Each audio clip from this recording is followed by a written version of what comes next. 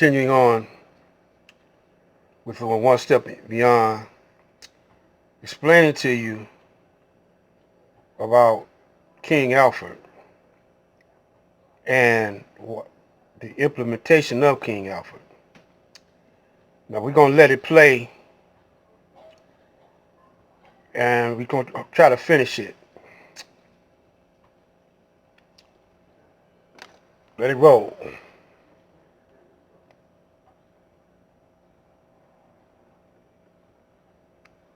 I believe that's Grove Press, softcover edition 86, but I could be wrong on that.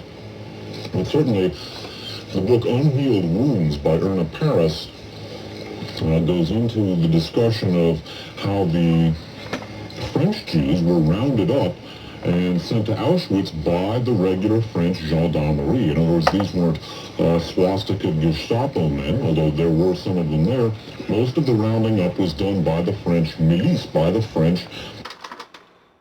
What he's doing is he's comparing what's happening with the King Alfred plan to the Nazis and how they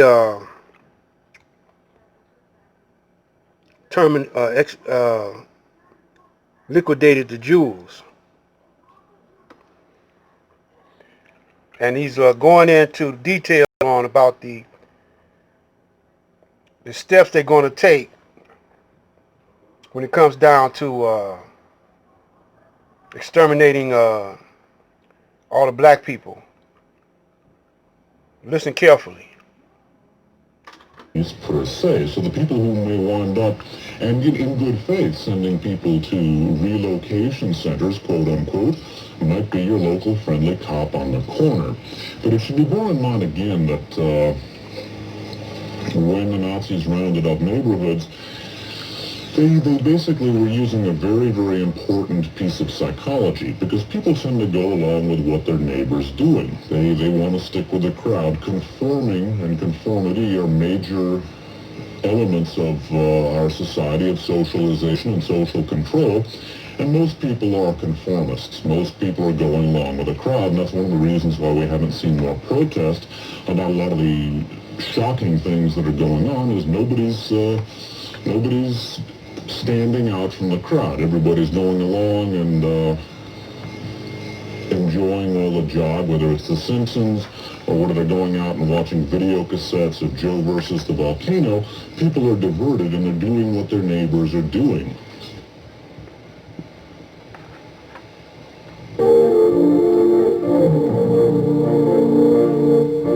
This is a graduation alert. Beginning in 1994, Would you be told that there'd been a chemical spill or a nuclear accident, that the area was contaminated, and that they had to move immediately into the trucks in order to be taken to a safer area, to a decontamination center? Well, you basically have a choice at that point of going along with what everybody else is doing or making an independent decision. And if you wait that long to make an independent decision, it's unlikely, in my opinion, that you're going to be able to rebel against your social or one's social milieu, particularly if it happens at 4 o'clock in the morning. One's thoughts are going to be confused, you're going to be scared, you're going to be thinking about the safety of your family, trying to get the kids together or whatever. And, up in Berkeley they'll grab an extra fistful of alfalfa sprouts for good luck. But basically people are not going to be figuring on rebelling at that point. If you haven't made your break with society before you get to the Birkenau railhead, you're going to go all the way to the end of the line. But conformity is a very, very, very important element in this whole scenario. You're going to go along with what everybody else wants and with what everybody else does. That's one of the ways this thing is made to work. But again, imagine if you were all of a sudden awakened at 4 o'clock in the morning by someone announcing on a loudspeaker that there'd been a nuclear accident or a chemical spill or something of that kind. Or if in fact there was an earthquake. Say the Hayward Fault went and Oakland was trashed, that would be a very easy way of relocating the largely black population of Oakland. And one can see very easily, say it's a nuclear accident. You're going to climb into the vans or the buses or whatever it is, and you're going to go, and you'll be taken to a decontamination center. And there you'll be told to, say, people whose last names begin with letters A through M proceed to Officer Webley over here, or Lieutenant Webley, and people whose last names begin with letters M through Z report to Lieutenant Johnson. And you will be told to take your clothes off, and you will be given some soap and a towel and be told to wash thoroughly, and instructed, please proceed into the decontamination center. Wash thoroughly. There's nothing to be afraid of. There has been a nuclear accident. You have been exposed to dangerous levels of radiation. We're here to help you. Please proceed into the decontamination center. The people who got off the long, horrible, filthy train rides to Auschwitz were dirty, and they were told they were going to be deloused. They were being told that these were decontamination centers that could very easily be adapted to the common scenario, and to the current scenario, I should say. And I think people should bear in mind that the desire to conform, the habit of conforming, because the vast majority of people do it.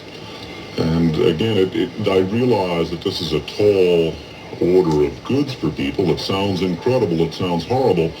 But then again, you look at all the things that have happened. You take a look at AIDS, for example, and in Radio Free America 16 and its various supplements, we've developed very compelling information that, in fact, AIDS is a biological warfare experiment, specifically the application of genetic engineering to biological warfare. You look at the scores of thousands of Americans that have already died from AIDS, and there, basically, you're looking at what appears at this point very probably to be an example of U.S. government-inspired mass murder. And when you have political antecedents like... I'm going to step in right here. He's talking about AIDS. Now, you know, AIDS and the coronavirus or the COVID are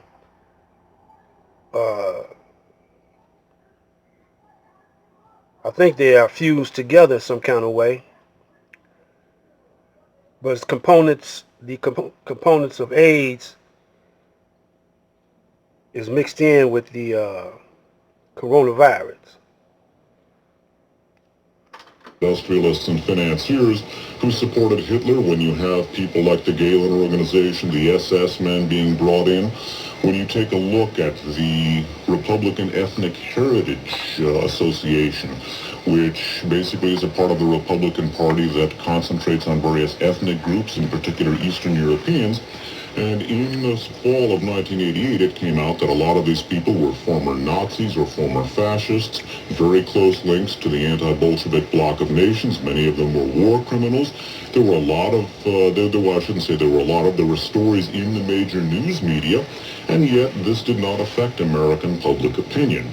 The point being that these kinds of individuals, slaughterers, mass murderers, are not something that is foreign to the United States. And in fact, if you go back in history, this is a country in which the first 2.5 centuries or so of capital expansion were accomplished through slave labor and genocide, literally the liquidation of most of the native population. So these are not ethical considerations and political developments which are foreign to the American political psyche. And I'm afraid that in the desperate circumstances which I feel would result from a major economic crisis in this country, and I'll say again, I don't think Americans have the mettle, I don't think they have the character to face something like that. I think it is quite possible that we could see something like this. I think it's also worth thinking about the extent to which our major news media have ignored certain very, very important stories. And that's going to bring us to the last tape segment of tonight's broadcast. This will go for about a half hour or so, and that'll leave us a little over a half hour for phone calls at the end of the program for those of you who would like to feed back on some of this information. We should have a little over a half hour for phone calls. I'm not even going to attempt to get into some of the other... We're going to leave it like that, and we're going to get into it on the next tape. Jim Jones, Mind Control, on that same One Step Beyond. Peace.